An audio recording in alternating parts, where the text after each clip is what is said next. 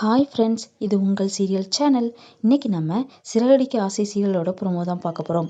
மறக்காமல் நம்ம சேனலை சப்ஸ்கிரைப் பண்ணுங்கள். வாங்க வீடியோக்குள்ளே போகலாம். பார்வதி காசு எங்கே போச்சு, எப்படி காணாமல் போச்சு அப்படின்னு சொல்லிட்டு யோசிச்சுட்டு வருத்தமாக இருக்கிறாங்க. அப்போ பார்வதியை பார்க்கறதுக்காண்டி முத்து வீட்டுக்கு வராங்க. பார்வதியும் முத்துவும் பேசுகிறாங்க.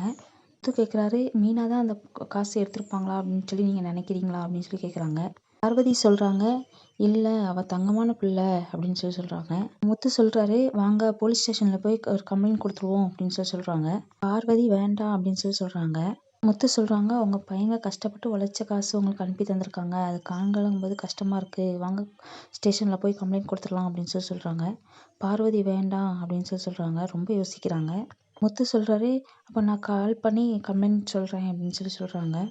பார்வதி வேண்டாம் அப்படின்னு சொல்லி ரொம்ப தயங்குறாங்க. அப்போ முத்து என்ன அப்படின்னு சொல்லி கேட்குறாரு. பார்வதி சொல்கிறாங்க நடந்ததை. சத்யா கேஸை வாபஸ் வாங்கறதுக்காண்டி வக்கீல் 2 லட்ச ரூபா கொடுத்தாங்க அப்படின்னு சொல்லி சொல்கிறாங்க.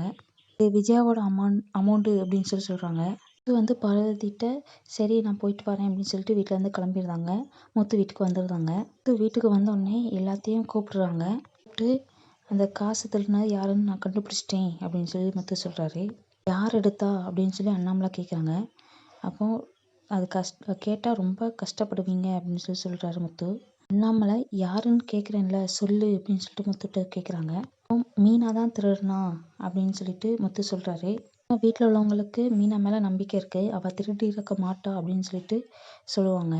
உண்மையாகவே திருடினது மீனாவா இல்லையா, விஜயாவுக்கு அந்த காசு எப்படி வந்துச்சு அப்படிங்கிறத முத்து கண்டுபிடிச்சாரா இல்லையா அப்படிங்கிறத முழு எபிசோடை பார்த்து நம்ம தெரிஞ்சுக்கலாம்.